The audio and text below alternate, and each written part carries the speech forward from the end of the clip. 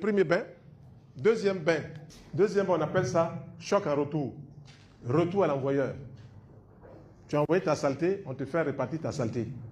Voilà, retour à l'envoyeur. Choc en retour. Retour à l'envoyeur. Donc, il y a trois plantes que vous allez prendre. J'écris toujours les noms en bambara.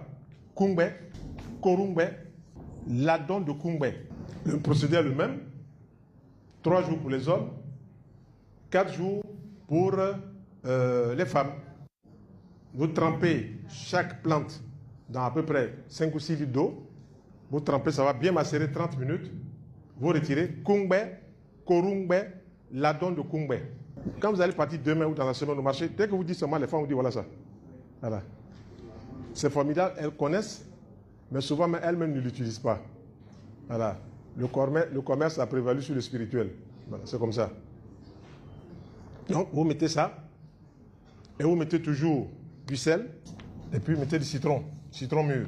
Mettez dedans, vous laissez tremper 30 minutes, vous filtrez. Prenez le micro. Où est le frère qui a le micro là? Elle demande combien de citrons? 3 citrons. Ou même au plus 5 citrons.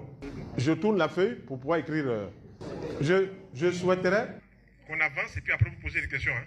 Mais si je vous laisse comme ça chacun, on aura passé 18 heures, on n'aura même pas abordé la moitié du sujet.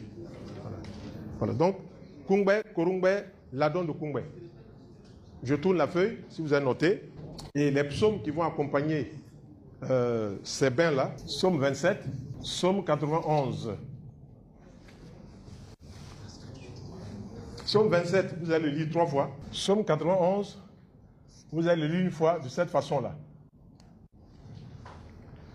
Vous prenez votre psaume 91 et puis vous prenez verset par verset.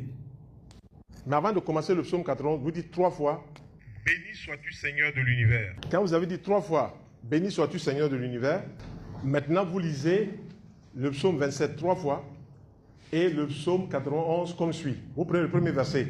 « Celui qui demeure sous l'abri du Très-Haut repose à l'homme du Dieu souverain ». Stop, 5 secondes, vous faites votre vœu.